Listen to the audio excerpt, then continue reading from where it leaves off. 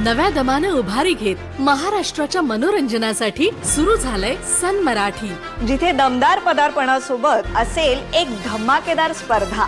बघा रोज जिंका रोख. हा दसरा ते दिवाळी रोज 1000 प्रेक्षकांना मिळणार संधी. 2 करोड रकमेची रोख बक्षिसं जिंकण्याची. बघा रोज जिंका रोख. तेव्हा अगदी न चुकता नवनवीन कार्यक्रम बघा रोज आणि प्रश्नांची अचूक उत्तरे देऊन बक्षिसं मिळवा रोख. सन मराठी, सोहळा नात्यांचा.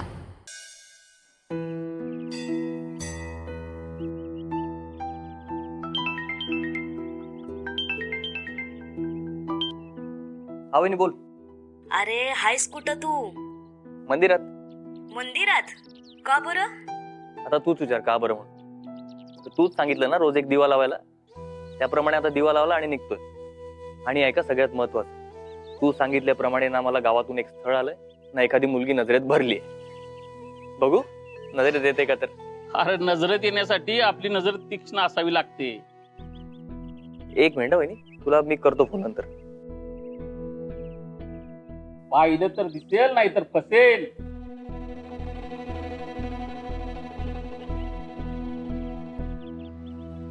तुम्ही जरा नीट समजावून सांगता का? तुम्ही असं कोड्यात बोलताय ना, मला कळत नाहीये. दाखव, हात दाखव. अरे तुझ्या नशिबात असणारी पोरगी तुझ्या आजूबाजूलाच आहे, पण ती तुला ओळखता येत नाही. अरे ती पोरगी तुला स्वतःहून हुडकत इथं येईल. अरे माझ्या वाणीतून भल्या भल्यांची होते इच्छा पूर्ण. तू बघू नको माझी परीक्षा. बंट्या, चिन्या, पप्या, अरे चला की भरभर. केवढा टाइमपास करायलाय?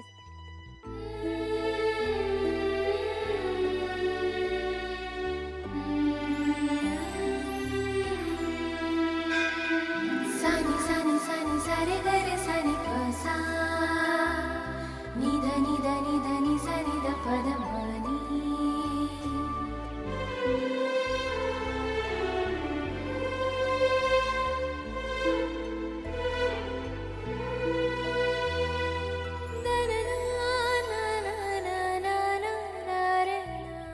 तू इथं दिवळात आलायस काय? असू दे असू दे. ते कालच्यासाठी सॉरी बरं का.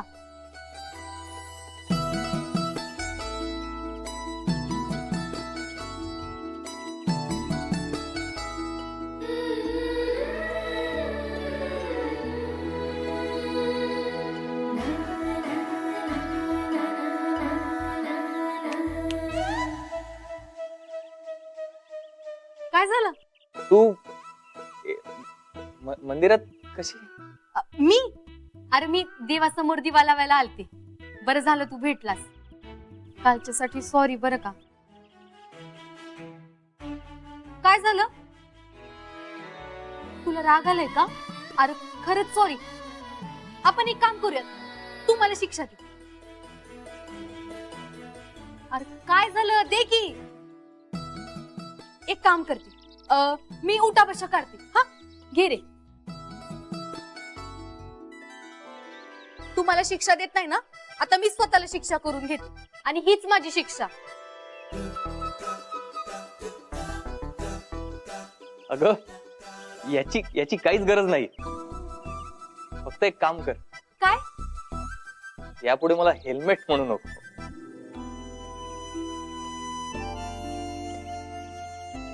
मग शेखर.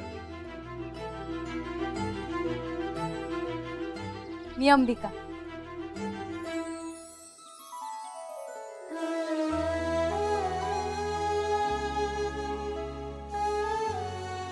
मी बंट्या. मी चिन्या. मी पप्या. तुझं झालं का दिवाला?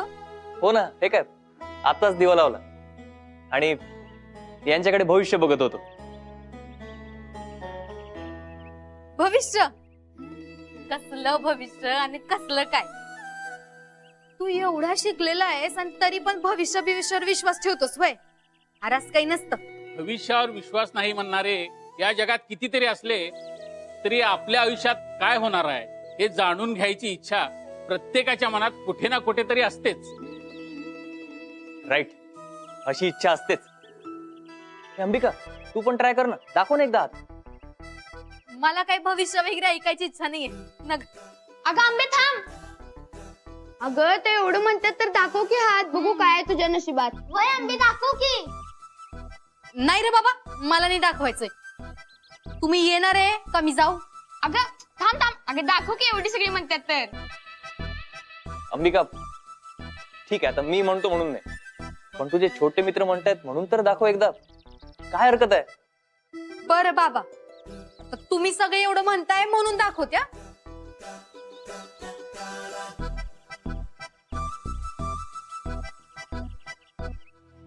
वाह, लग्नाचा योग आहे.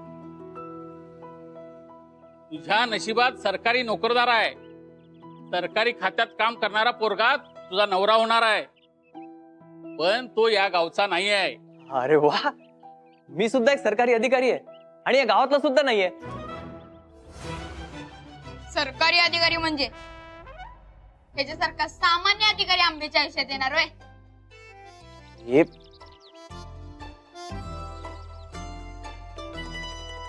काय रे, छोटा पाकिट बडा धमाका. शांतराला काय घेशील? शांतराले ना सगळे की बक्षीस दे ना.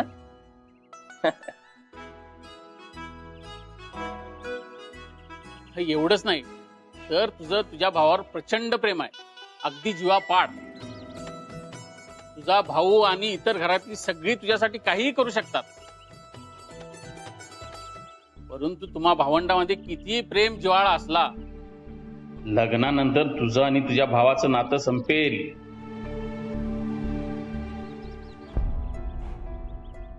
ओ, काय बोलताय? असं काहीच होणार नाहीये. अगोदर म्हणलं ते सगळं ठीक आहे, पण असलं काहीच होणार नाहीये. आणि असलं काही परत बोलू पण नका. काही गोष्टी आपल्या नशिबात नियतीने लिहून ठेवलेल्या असतात, त्या आपण डावलू शकत नाही.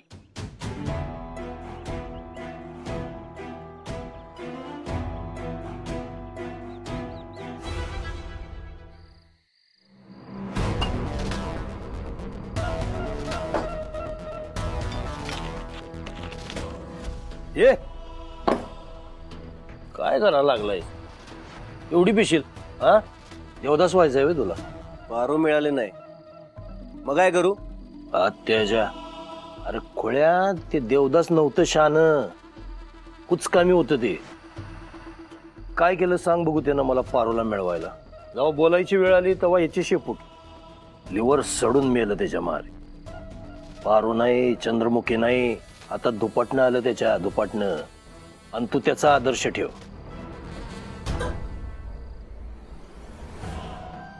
ए ताट वाट्यात चमचे काय बा आणणार का रे तुझा?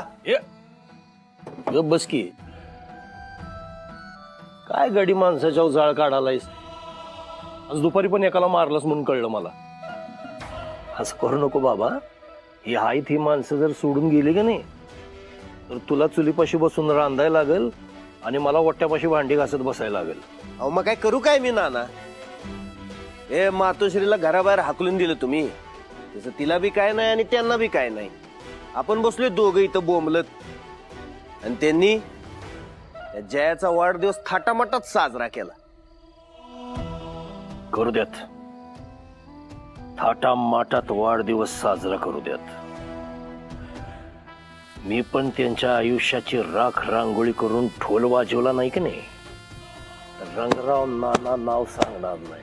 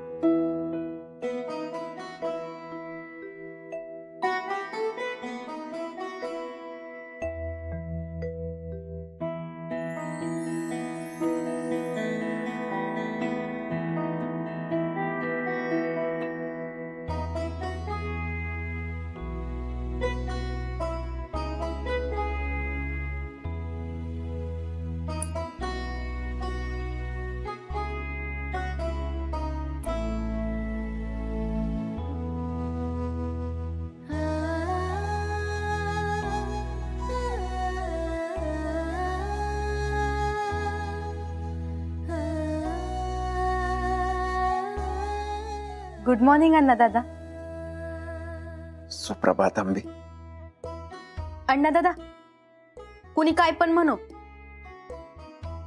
तू माझ्या संग आणि मी तुझ्या संग असंच कायम एकत्र राहू.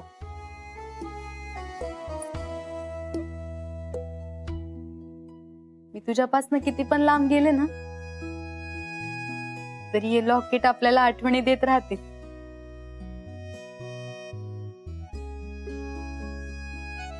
आंबे,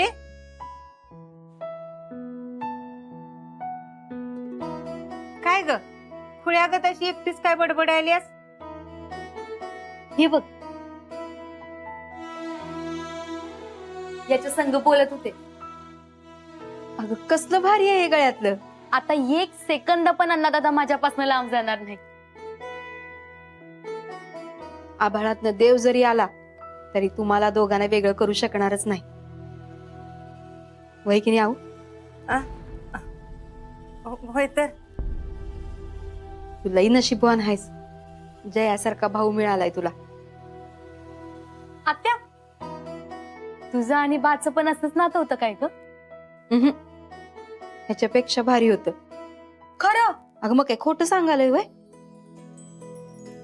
दादाचं माझ्यावर आणि माझं दादावर तुमच्या दोघात आहे की नाही, त्याच्यापेक्षा तिप्पट प्रेम होतं. शक्यच नाही. अण्णा दादा एवढं प्रेम जगात कुणीच करू शकत नाही. अगं बरं बाई, मी गंमतच करत होते तुझी. तुमच्या दोघात एवढं घट्ट नातं आहे तेवढं अख्ख्या जगात कुठंच नाही. ह्यांचं बी तुमच्यासारखं असंच घट्ट नातं होतं. माझ्या सरस्वतीच्या आयुष्यात रंगराव नवरा म्हणून आला आणि सरस्वतीचं तिच्या भावासोबत असलेल्या नात्यात अंतर आलं. भावंडासनी वेगळं व्हावं लागलं. लग्नानंतर कुठे एवढं भावंडात प्रेम राहते नाही का? तसं किती बी भावंडांमध्ये प्रेम असलं ना तरी मुलगी परक्या घरचीच असते. अंबीचं लगीन झालं तर बहीण भावाच्या नात्यात अंतर येणार. आता अन्नदादा करणारी अंबी तुझ्या विरोधात जाणार. असं अंतर यायला नको ना, म्हणून मला लग्नच करायचं नाही. अगं हे आंबे,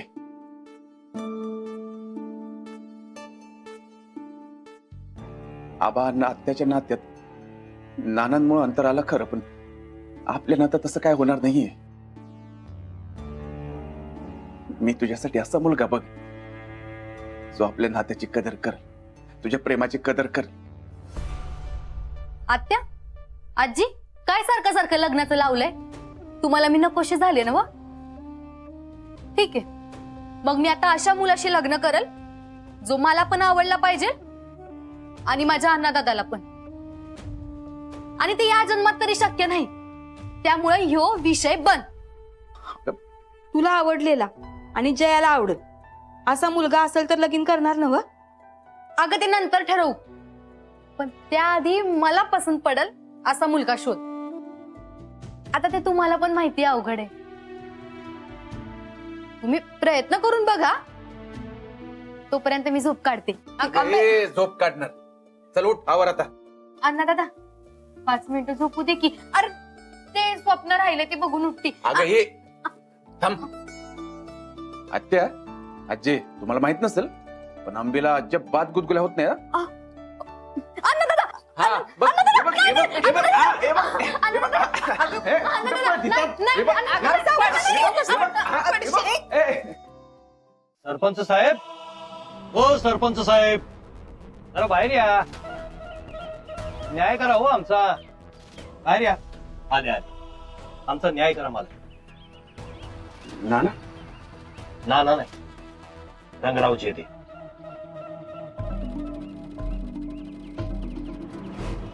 आता तुमचा नातेवाईक म्हणून आलेला नाही, गावातला एक सामान्य नागरिक गावकरी म्हणून आलोय तुमच्या समोर न्याय मागाय. गावकरी म्हणून आला असेल तर आत या, आणि तसं जर नसेल तर मग इथल्या इथंच बोल. अण्णा दादा, यांचं जे काही काम असेल ते या उमऱ्याच्या बाहेर. त्यांना घरात घ्यायचं नाही. होय जया, त्याने आंबीच्या कार्यक्रमाचा पार इचका केलाय. त्यासने अजिबात आत घेऊ नकोस. अहो, सासूबाई असं कसं म्हणताय? आदर्श सरपंच आहेत हे गावचे. एका सामान्य गावकऱ्याला रीतीप्रमाणे वागवावं लागेल त्यांना. तुम्हाला शिष्टाचार कळत नाही, तुम्ही कशाला तोंड उघडताय? होय, आजी आहे ती माझी, नीट बोलायचा तिच्याशी. ए आंबे, दोन मोठी माणसं बोलत असताना मध्ये कशाला वटवट करतेस ग तू? एवढं साधं कळत नाही? हो राघव शेठ, तुम्ही कशाला गरम होत आहे? नाना आहेत नव्हे तर. आणि अंबिकाबाई, काय आहे, मोठ्या माणसाशी कसं बोलावं हे तुम्हाला पण कळायला पाहिजे. आता शाण्या झाला तुम्ही, आहे का नाही? आणि मुळात होणाऱ्या सासऱ्याशी सुनेनं कसं वागावं हे म्हातारीने शिकवलं नाही.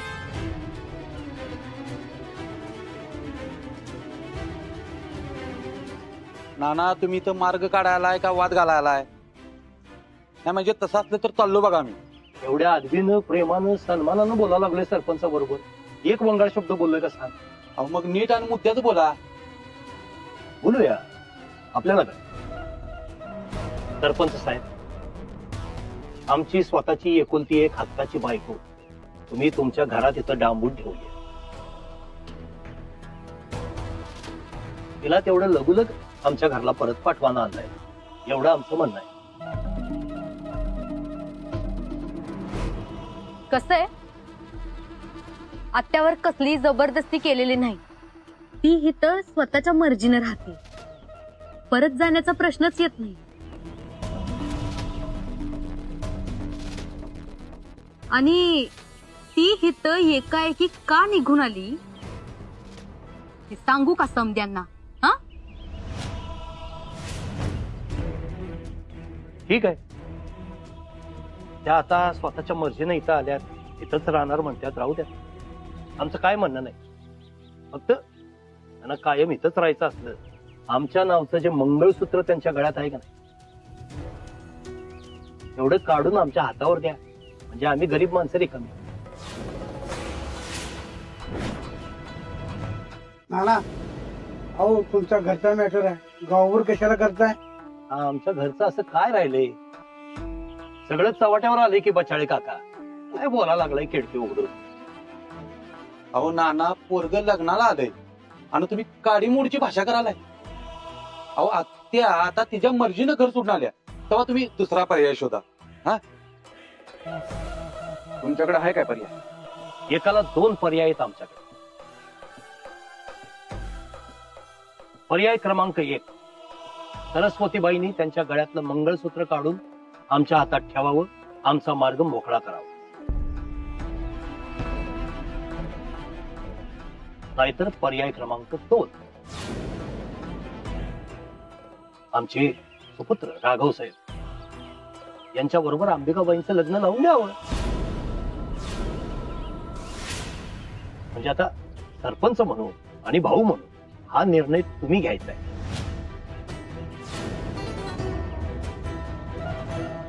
नाना, ही आट घालून तुम्ही अंबिकाच्या कार्यक्रमात पण ह्योच गोळ घातला. पण काय चुकीचं बोलायला लागले मी? अहो या पुरीला लग्न करून घरला न्यायचं म्हणतोय, मनात काही काळं बेर नाही. आमच्या नातं जोडायला बघा लागलोय आम्ही. काय रे पोरा? मग तुमची कोणतीही अट मान्य होणार नाही. अच्छा, असं आहे काय? तुमच्या संपत्तीमधलं राघवा, अरे बेता ना, काय सांगितलं? नाना हाय नव्हे इथं, मी बोलतो. बोला. आता हे दोन्ही पर्याय मान्य नसतील तर एक तिसरा पर्याय आमच्याकडे आहे.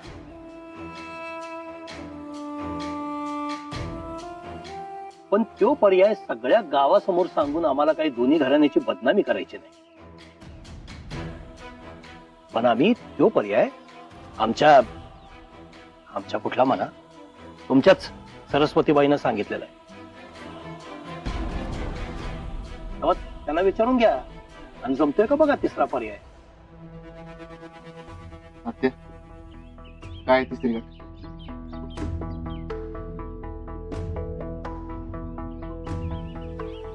सरस्वतीबाई सांगा तिसरी अट आमची बोला. आत्या मला पहिली अट मान्य आहे. आत्या रागाच्या भरात काय बी बोलू नकस, शांतपणे विचार कर. चल मी बघतो. नाना येत्या आठवड्याभराच्या आत या प्रकरणावर निर्णय घेतात आहे. आठवड्याभरात मात्र निर्णय द्या आणि यांनी जर तेवढ्यात निर्णय दिला नाही तर आम्ही जे सांगू हे यांना मान्य करावं लागेल. जमतंय का?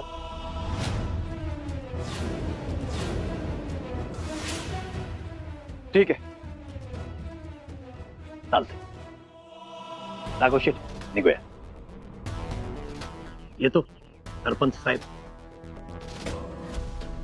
सासूबाई येतो बर का. अंबिकाबाई हो भावी सोनबाई ऐकलं का? येतो म्हटलं.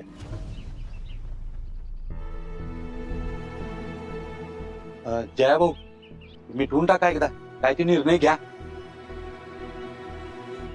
बरं आहे का, आज आपल्या गावात नवीन तहसीलदार पाणी करायला येणार आहे. तर समजांनी गावच्या पंचायतीच्या नाकावर भेटायचं. या चला.